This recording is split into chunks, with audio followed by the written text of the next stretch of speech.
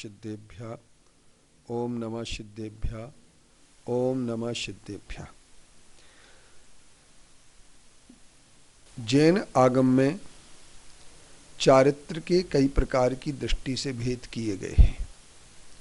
पहला चारित्र का भेद करने वाले चारित्र पौहण में आचार्य कुंद देव ने चारित्र के दो भेद किए हैं, एक सम्यक्ताचरण चारित्र और दूसरा संयमाचरण चारित्र। सम्यक्ताचरण चारित्र को उन्होंने इस रूप में प्रतिपादित किया है कि सम्यक दर्शन के 8 अंगों का विशुद्धि पूर्वक और छल रहित पालन करने का नाम ही सम्यक्ताचरण चारित्र है। और चारित्राचरण संयमाचरण चारित्र का मतलब वहाँ पर होता है कि जहाँ पर 28 मूल गुणों का पालन किया जाता है अथवा 13 प्रकार के चारित्र का पालन किया जाता है, वह किया हुआ चारित्र का पालन हमारा संयमाचरण चारित्र कहलाता है। स्वरूपाचरण चारित्र के बारे में पंडित दौलत राम जी ने अपनी छेढ़ाला में एक विषय प्रस्तुत किया है कि यों है सकल संयम चरित, सुनिए स्वरूपाचरण अब, जिस होत प्रगटे आपनी निधि, मिटे पर की प्रवृत्ति सब। सम्यक्ताचरण चारित्र का जो वर्णन किया है, उस सम्यक्ताचरण चारित्र के वर्णन में आचार्य कुंद देव ने स्पष्ट कहा है कि सम्यक्ताचरण चारित्र वही कहलाएगा जिस चारित्र के माध्यम से हम अपने सम्यक दर्शन को विशुद्ध बना लेंगे।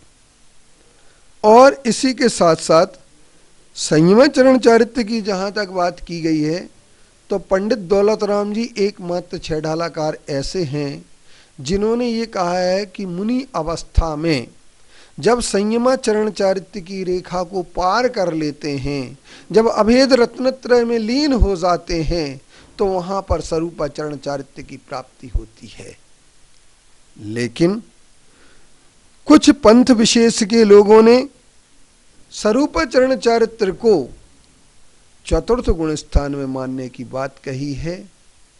तो पंडित दौलत राम जी ने स्वरूपाचरण चारित्र को माना है, लेकिन आचार्य कुंद देव ने अपने चारित्र पौहण में कहीं भी स्वरूपाचरण का कोई वर्णन नहीं किया है, तथा चारित्र का वर्णन करते हुए आचार्यों ने जो कहा है, तो सामायिक अच्छेदोपस्थापना परिहार विशुद्धि सूक्ष्म संप्राय यथा ख्यात मिति चारित्रम।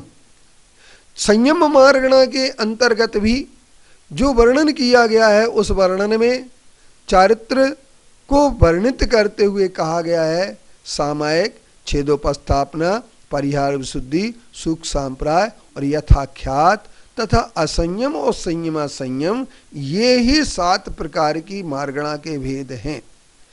चारित्र के वर्णन में आचार्य उमा स्वामी जी ने तत्व सूत्र में स्पष्ट कर दिया कि सामायिक, छेदोपस्थापना, परिहार विशुद्धि, सूक्ष्म संप्राय, यथाख्यात, ये ही चारित्र होते हैं।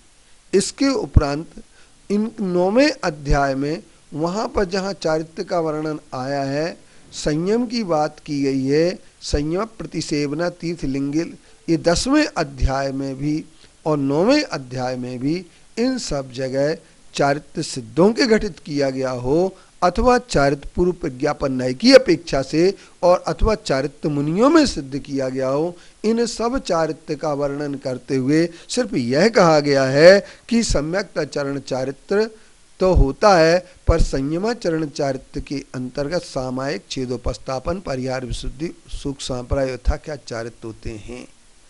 लेकिन ये स्वरूपाचरण चारित्र की जो बात है, केवल छेढ़ालाकार ने ली, और छेढ़ालाकार ने भी यह बात कह दी है कि मुनि के जब सकल संयम की रेखा से बाहर जाते हैं, तो वहाँ पर स्वरूपाचरण चारित्र होता है। और उन्होंने कहा, जिन परम पेनी सुबुध चेनी डार अंतर्भेदिया, वर्णादि अनुरागादि ते निज भाव को न्यारा किया, निज माहि निज के हेतु निज कर आपको आपो लखे, गुण गुणी ज्ञाता गे मझार कछु भेद न रहे। चिद भाव कर्म चिदेश कर्ता चेतना क्रिया तहाँ तीनों अभिन्न अखिन्न शुद्ध उपयोग की निश्चल दशा। शुद्धोपयोग की निश्चल दशा अगर किसी के प्राप्त होती है तो मुनियों के ही प्राप्त होती है। स्वरूपाचरण भी मुनियों के प्राप्त होता है। और हम ये कह सकते हैं कि ये स्वरूपाचरण चारित्र कभी भी चौथर्थ गुण स्थान में नहीं हो सकता है। यह बात हमारे आगम की दृष्टि से सिद्ध है। आगे का वर्णन भी मैं आपके लिए प्रस्तुत करूंगा कि यह स्वरूपाचरण चारित्र कैसे होता है और आगम में स्वरूपाचरण चारित्र का स्वरूप किस प्रकार से वर्णन किया गया है। ओम शांति।